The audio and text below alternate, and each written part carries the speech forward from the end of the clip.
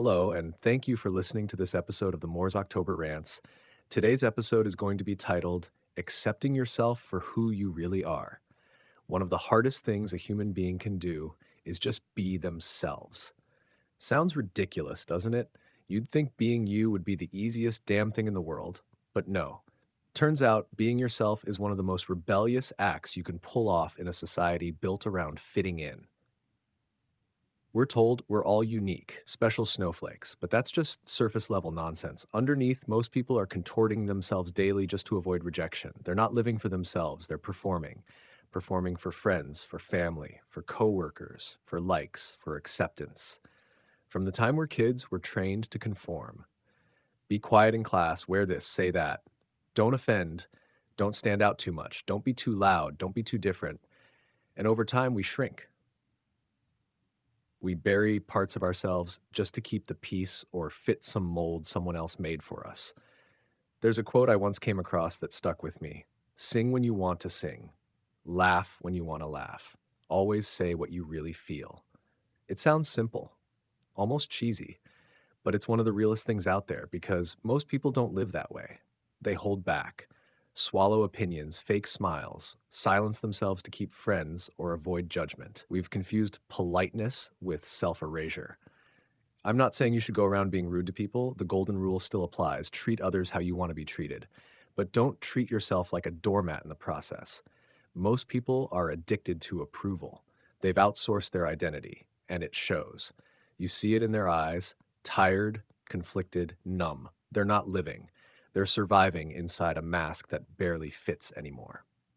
I've spent years unlearning that garbage, years of reminding myself that I'm the one who has to wake up in my body every day. So I better like who I am, flaws and all. I'm not perfect. I've made mistakes like everyone else, but I own them. I accept them. I don't apologize for existing. The workplace is a perfect battlefield for this struggle.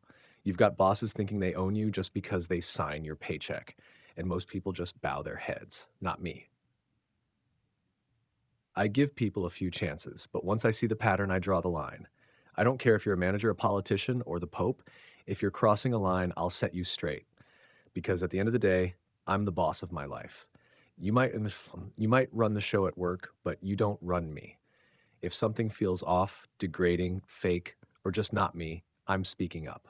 Growing up, I wasn't some big tough guy. I was small, in a rough neighborhood.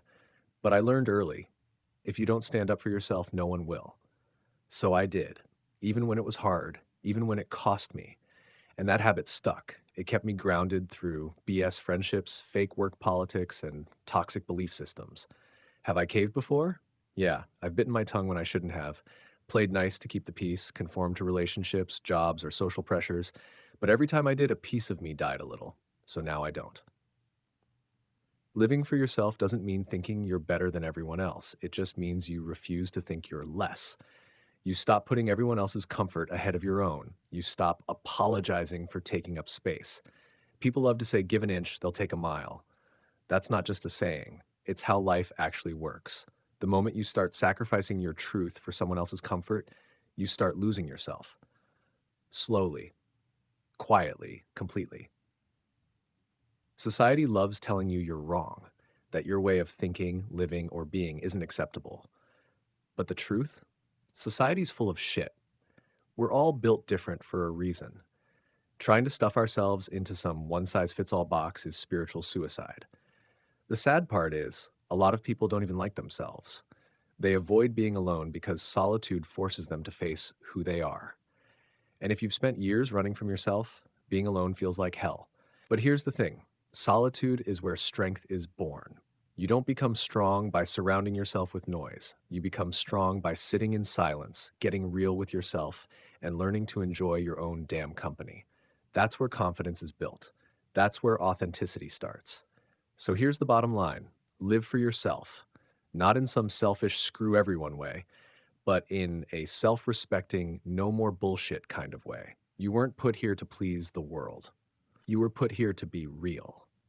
And real doesn't conform. Real doesn't shrink. Real shows up, speaks out, and walks tall, even when it's inconvenient. Especially when it's inconvenient. Stop living for them. Start living for you. Anyways, thank you for listening to this episode of the Moore's October Rants. Signing out. Have a good one, guys. Goodbye for now.